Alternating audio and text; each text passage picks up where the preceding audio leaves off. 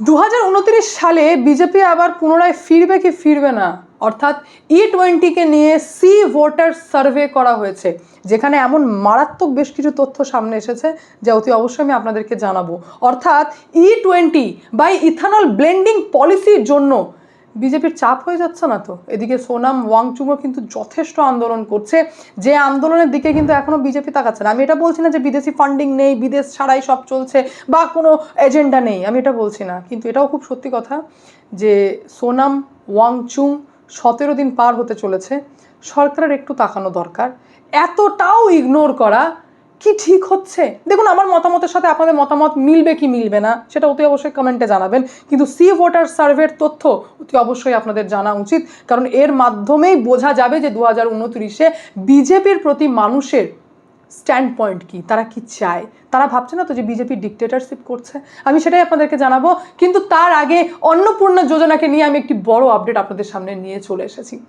দেখুন, রাজ্যে আমাদের সরকার পরিবর্তন হতে পারে, রাজ্যে তৃণমূলের থেকে ক্ষমতাটা বিজেপির হাতে যেতেই পারে, কিন্তু বিষয়টা হচ্ছে যে এখনও পৌরসভা এবং গ্রাম পঞ্চায়েতে যে সমস্ত কর্মীরা রয়েছেন তারা বেশিরভাগই কিন্তু তৃণমূল এবং তৃণমূল মাইন্ডেড লোকজন।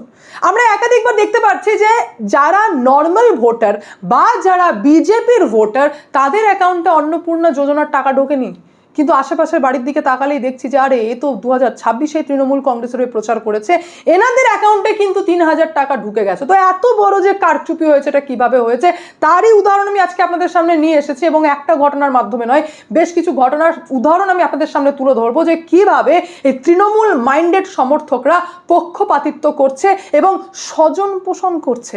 আর অদ্ভুত বিষয় হচ্ছে যে এই ঘটনাগুলি সামনে আসার পরেও বিজেপি সরকারের আরও নড়ে বসা উচিত, কিন্তু এখনো তারা বিরোধী রোলই প্লে করে চলেছে, কারণ তারা বুঝে উঠতেই পারছে না যে কোন জায়গায় হিট করলে কি হতে পারে বা কি চলছে। বিষয়টা হচ্ছে পূর্ব বর্ধমানের কাটোয়ার পানুহাট পশ্চিম পাড়ার একটি ঘটনা, যেখানে মঙ্গলবার দিন আমরা দেখতে পেলাম জেলা পরিষদের সদস্য মাম্পি রুদ্রর বাড়ি হঠাৎ করে ঘেরাও করা হয়েছে, ডিম ছোড়া হয়েছে এবং জোর করে তাকে পদত্যাগ পত্রে সই করানো হয়েছে। কে করিয়েছে? তো বিজেপির মহিলা মোর্চার দিক থেকে আন্দোলন করা হয়, যে আন্দোলনে অভিযোগ উঠে আসে এই মাম্পি রুদ্র নাকি পক্ষপাতিত্ব করেছেন। কেমন পক্ষপাতিত্ব করেছেন? বিষয়টা হচ্ছে অন্নপূর্ণা যোজনার যে ফর্ম আপনারা ফিল আপ করেছেন সেগুলোকে অনুমোদন করানোতে পক্ষপাতিত্ব করেছেন। মানে যারা ঠিক তৃণমূলের লোকজন, তৃণমূল মাইন্ডেড লোকজন, বা যারা পাড়ার মহিলা চেনেন যে পাড়ার কাকিমা জেঠিমা ইনি তো তৃণমূলই করতেন, তাদের ফর্মকে আগে অনুমোদন করানো হয়েছে, এবং বাকিদের যারা বিজেপি বলুন বা অন্যান্য ভোটার বলুন তাদের ফর্ম কিন্তু পড়েই থেকে গেছে। বিষয়টা হচ্ছে যে টাইমটা দেওয়া হয়েছিল যে অমুক ডেট থেকে অমুক ডেটের মধ্যে যতগুলো ফর্ম সাবমিট হবে তাদের অ্যাকাউন্টে কিন্তু টাকা ঢুকে যাবে, কিন্তু তারপরেও টাইম ছিল 3 মাস ধরে, এই কাজটা চলবে 3 মাস ধরে। এখন খুব স্বাভাবিক ব্যাপার যে লক্ষ্মী ভাণ্ডার যারা পেয়ে অভ্যস্ত তারা ওয়েট করে বসেছিলেন যে অন্নপূর্ণা যোজনার টাকা ঢুকবে। সাধারণ মানুষ যারা লক্ষ্মী ভাণ্ডার পেতেন, যারা হয়তো তৃণমূলের ভোটার নয়, তারাও যে লক্ষ্মী ভাণ্ডার পেতেন তারাও ভেবেছিলেন যে অতি সহজেই আমরা অন্নপূর্ণা ভাণ্ডার পাবো, এবং তারা দিন রাত এক করে ফর্ম ফিল আপ করেছে।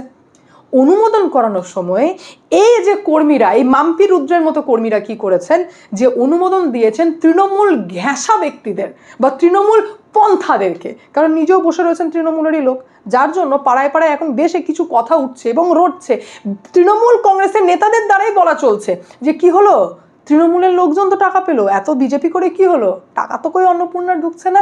এই যে ঘটনাটি কতটা মারাত্মক বিষয় একবার ভাবুন, যে জেলা পরিষদের সদস্য হয়ে, জেলা পরিষদ নারী শিশু কল্যাণের কর্মাধ্যক্ষা হয়ে তিনি পক্ষপাতিত্ব করেছেন, এবং চেনা পরিচিত মুখ দেখে, তৃণমূল কংগ্রেসের মুখ দেখে তাদের ফর্মকে আগে অনুমোদন দিয়েছেন।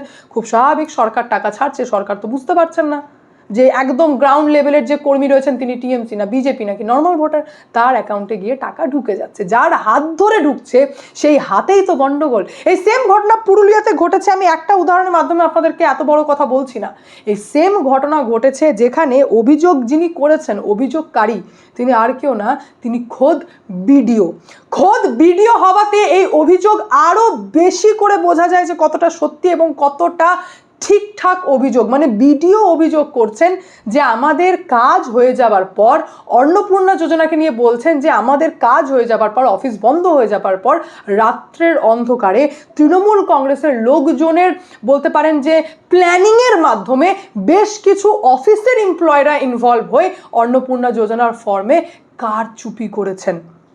বিষয়টা হচ্ছে যে এই পুরুলিয়ার জেলার সহ সভাধিপতি, যার নাম হচ্ছে সুজয় বন্দ্যোপাধ্যায়, ইনি হচ্ছেন মেন কালপ্রিট এবং ওনার সাথে রয়েছেন ওনার ভাইপো কৃপা সিন্ধু বন্দ্যোপাধ্যায়, যিনি পুঞ্চা পঞ্চায়েত সমিতির সহ সভাধিপতি। এনাদের প্ররোচনায় বলতে পারেন আপনারা যে এত বড় কাজ করা হয়েছে, যেখানে রাতের অন্ধকারে হেল্প করেছেন এক্সিকিউটিভ অ্যাসিস্ট্যান্ট, বিডিও অফিসের এক্সিকিউটিভ অ্যাসিস্ট্যান্ট এবং হেল্প করেছেন পঞ্চায়েত সমিতির শিক্ষা আধিকারিকরা। ওনারা একসাথে মিলে গিয়ে যে ফর্মটার মানে ওনাদের কাছে মনে হয়েছে যে এই ফর্মের অনুমোদন আগে করানো উচিত, সেই ফর্মটাকে আগে অনুমোদন করানো হয়েছে এবং বাকিগুলো তলায় পড়ে থাকার জন্য তাদের অ্যাকাউন্টে টাকা ঢোকেনি এবং এনাদের মনের মতো ব্যক্তিদের অ্যাকাউন্টে টাকা ঢুকেছে। এখানেও পক্ষপাতিত্ব করার একটি অভিযোগ সামনে এসেছে, যে অভিযোগটি করেছেন খোদ বিডিও এবং জানিয়েছেন যে একদম রাতের অন্ধকারে অন্নপূর্ণা যোজনার ফর্ম নিয়ে কারচুপি করা হয়েছে, স্বজন পোষণ করা হয়েছে, পক্ষপাতিত্ব করা হয়েছে। তাহলে দুটো ঘটনা যখন এত মারাত্মক সামনে আসছে, তার মানে ভাবুন যে গোটা রাজ্য জুড়ে বিভিন্ন জায়গায় এরকম কাজ কিন্তু চলছে। অর্থাৎ এটা পুরোপুরি হচ্ছে যে পৌরসভা এবং গ্রাম পঞ্চায়েতের কর্মীরা যেহেতু এখনো পর্যন্ত তৃণমূলের রয়ে গেছে, তৃণমূল বলতে পারেন যে পন্থা রয়ে গেছেন, সেই কারণে এই পক্ষপাতিত্ব আমরা দেখতে পাচ্ছি এবং এই অভিযোগগুলিকে হালকাভাবে নেওয়ার নেই। এই অভিযোগগুলি মারাত্মক, মানে সেই স্কুলে খাতা জমা দেওয়ার মতো, যে ভাই একটু আমার খাতাটা সব থেকে আগে জমা দিয়ে দে না রে। ব্যাপারটা এরকমই, যে শিক্ষক সাইন করে দেবেন, শিক্ষক তো বুঝতে পারছেন না যে মনিটর, ক্লাসের মনিটরই গন্ডগোল করছেন। ক্লাসের মনিটর কিন্তু লাস্টের ব্যক্তির খাতা প্রথমে জমা দিয়ে দিয়েছেন এবং তার সই হয়ে প্রথমেই বেরিয়ে চলে এসেছে। তো ব্যাপারটা একদম সেম, যে মনিটর করছেন এই গন্ডগোল, আর টিচার তো বুঝতে পারছেন না যে এই কারচুপিটা কে করেছে। এই সেমভাবে অন্নপূর্ণা যোজনাকে নিয়ে চলছে, যার জন্য আশেপাশে আপনারা দেখছেন যে আরে এ তো 2026-এ তৃণমূলের হয়ে প্রচার করেছে, সে 3000 টাকা পেয়ে গেল, সে এবং তার মেয়ে 3000 টাকা পেয়ে গেল, তার বৌমা 3000 টাকা পেয়ে গেল, এই তো মোদিকে গালাগাল দিচ্ছিল, সে 3000 টাকা পেয়ে গেল, আমরা তো কই পেলাম না। এটাই হচ্ছে তার কারণ এবং এটার ভেতরে আরও বেশি করে ইনভেস্টিগেশন করা উচিত, কারণ এটা আমার দৃঢ় বিশ্বাস। আমি আশা রাখছি যে আপনারাও আমার কথা সহমত, যে বিভিন্ন এরিয়াতে পৌরসভা থেকে শুরু করে গ্রাম পঞ্চায়েত চারিদিকে যেন ভালো করে পুঙ্খানুপুঙ্খ ছানবিন করা হোক এবং এইরকম যে বেরোচ্ছে একের পর এক অপরাধী আরও বেরোবে। এনারা মানে তৈরি হয়েছিলেন কারচুপি করার জন্য। এসআইআর এর ক্ষেত্রেও সেম হয়েছিল, ওই সেম ব্যাপারটা অন্নপূর্ণাতে চলছে। শুধু এখানেই থেমে থাকবো না, আমি আপনাদেরকে আরও বড় খবর দেবো যে রাজ্যে এরকম গণ্ডগোল হচ্ছে জানার পর সরকার একটু নড়ে বসা উচিত, আরও অ্যাগ্রেসিভলি অন্নপূর্ণা যোজনাকে নিয়ে দেখা উচিত যে কি প্রবলেম হচ্ছে। সেই রকমই 2029-এ বিজেপি সরকারের মধ্যে ডিক্টেটরশিপ চলে আসেনি তো, মানে একতরফা ভাবছে না তো, মানে ও কি হয়েছে তাতে, মানে আমি আমার মন্ত্রে একমত, আমার সাথে কারোর মতের মিল থাকলে থাকলো, না থাকলে না থাকলো। ঠিক এরকম মাইন্ডেড না সিপিএমরা হয়ে থাকে, জানেন তো। মানে সিপিএমরা মনে করেন যে আমি যেটা বুঝি সেটাই ঠিক, আমি বলছি মানেই ঠিক, ওরা একটা সময় বুঝবে, মানে সাধারণ মানুষ ঠিক একটা সময় বুঝবে, তার ঠেকা সিপিএমের কর্মীরা নেয় না। সিপিএমের কর্মী একটাই মন্ত্র মনে করে যে আমি এটা বিশ্বাস করছি মানে আমি ঠিক, ওরা একটা সময় বুঝবে। এই রকম টাইপের থটসে এখন বিজেপি চলছে না তো, যে আমি ঠিক, আমি E20 পলিসিতে ঠিক, আমি ইথানল ব্লেন্ডিং পলিসিতে ঠিক, সাধারণ মানুষ একটা সময় বুঝবে। এইটা যদি হয়ে থাকে তাহলে তার ইম্প্যাক্ট 2029-এ যে পড়বে তারই ছোট্টখাটো বলতে পারেন একটা উদাহরণ সামনে এসেছে, কারণ সি ভোটার সার্ভে করা হয়েছে। সি ভোটার যথেষ্ট মানে বলতে পারেন যে সাকসেস রেট রয়েছে এবং সি ভোটারের সার্ভের মাধ্যমে অনেক সময় আমরা দেখে থাকি যে বিভিন্ন জিনিস ম্যাচ খেয়ে যায়। সেমভাবে ইথানল ব্লেন্ডিং পলিসি এবং E20-কে নিয়ে সাধারণ মানুষ কি ভাবছে সেই নিয়ে সি ভোটার সার্ভে করায় এবং সেই সার্ভেতে মারাত্মক তথ্য সামনে এসেছে। জানা যাচ্ছে এনডিএ সাপোর্টার, আই রিপিট, জানা যাচ্ছে এনডিএ সাপোর্টারের মধ্যে 52.5% মানুষ কিন্তু E20-র বিরুদ্ধে। আমি বিরোধী দলের কথা বলিনি, আমি এখানে বললাম যে এনডিএ সাপোর্টার, যারা বিজেপি সাপোর্টার, যারা অ্যালায়েন্স, মানে এ তো এনডিএ একটা অ্যালায়েন্স, এনডিএ সরকারই চলছে কেন্দ্রে, তাদের মধ্যেই 52.2% হচ্ছে এই E20-র বিরুদ্ধে। এটা কিন্তু মারাত্মক একটা রিপোর্ট সামনে এসেছে। যে রিপোর্টটা কিসের ভিত্তিতে এসেছে আমি সেটা আপনাদেরকে জানিয়ে দিই। আসলে 8 এবং 9 July CATI computer assisted telephone ইন্টারভিউয়ের মাধ্যমে বিভিন্ন মানুষকে ফোন করে করে সি ভোটার একটা সার্ভে চালায় এবং সেই সার্ভেতে উঠে আসে যে মানুষের কিন্তু রাগ রয়েছে E20 এবং ইথানল ব্লেন্ডিং পলিসির বিরুদ্ধে। আর বিজেপি তাদের একটাই মন্ত্র, সেটা হচ্ছে পলিউশন কমছে, কৃষকদের লাভ হচ্ছে। এই মন্ত্রের বাইরে সাধারণ মানুষের কি প্রবলেম হচ্ছে, তারা কি চায় সেটা জানার পর্যন্ত চেষ্টা কিন্তু এই সরকার করছে না। এবং খুব স্বাভাবিকভাবে আমরা দেখতে পাচ্ছি যে চোখ বন্ধ করে রয়েছে, যারই রিপোর্ট আজকে সামনে এসেছে সি ভোটার সার্ভের মাধ্যমে। এটাও জানা যাচ্ছে যে মাত্র 18.1 অর্থাৎ 18.1% সাপোর্টার রয়েছে যারা মনে করছে যে E20 পেট্রোল ইউজ করাটা প্রয়োজন এবং ঠিক রয়েছে।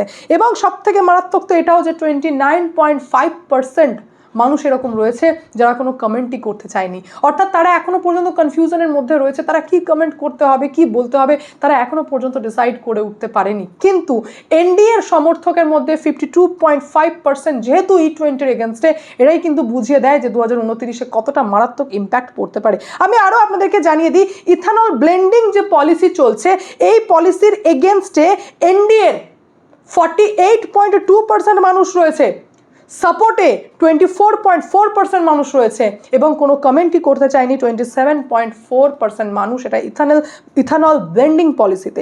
ভালো করে বুঝুন, মানুষের মাইলেজ কমে যাচ্ছে, মানুষ বলছেন যে গাড়ির মাইলেজ কমে যাচ্ছে, এইরকম টাইপের মাইলেজ যে সত্যি করে কমছে এই কথা, এটাকে সমর্থন করেছেন 52.8% মানুষ, যারা বলছেন যে হ্যাঁ আমাদের গাড়ির মাইলেজ কমে যাচ্ছে।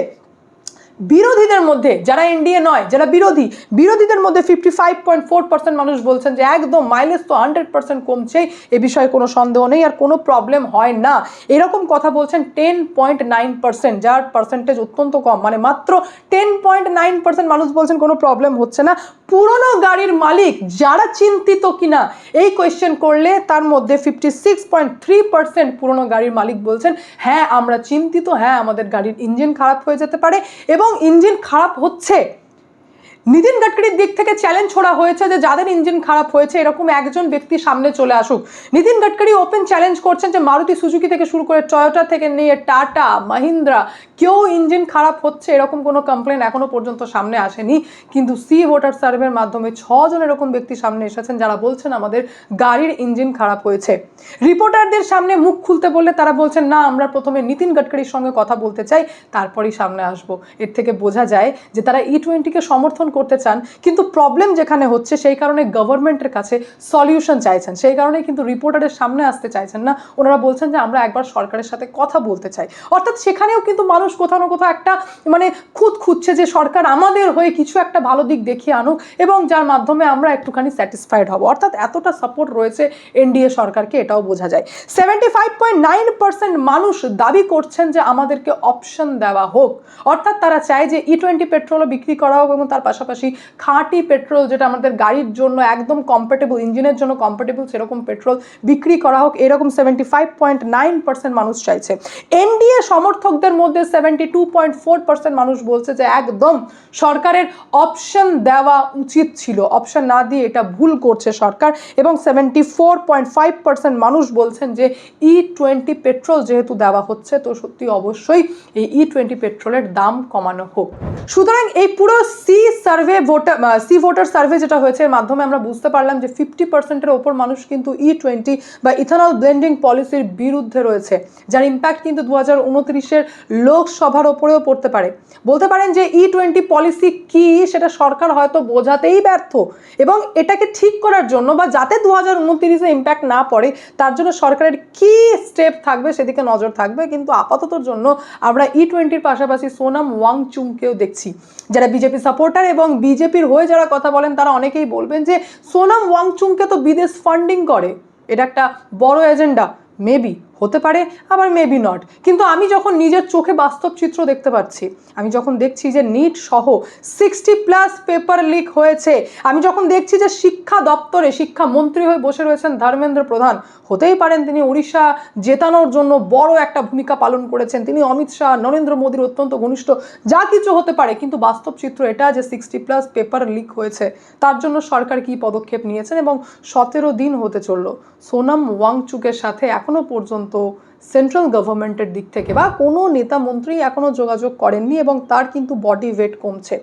এরপর দুর্ভাগ্যবশত যদি কোনো দুর্ঘটনা ঘটে যায়, সেটাকে কি বর্তমান সরকার সামাল দিতে পারবে, সেদিকে অতি অবশ্যই আমাদের নজর থাকবে। এবং সরকারের কি পদক্ষেপ হয়, সরকার চালাতে চালাতে সরকার ডিকটেটরশিপের দিকে চলে যাচ্ছে না তো, অর্থাৎ আমি যা বলছি আমি ঠিক, তোমরা ভবিষ্যতে বুঝবে, এই পলিসি অ্যাপ্লাই করছে না তো।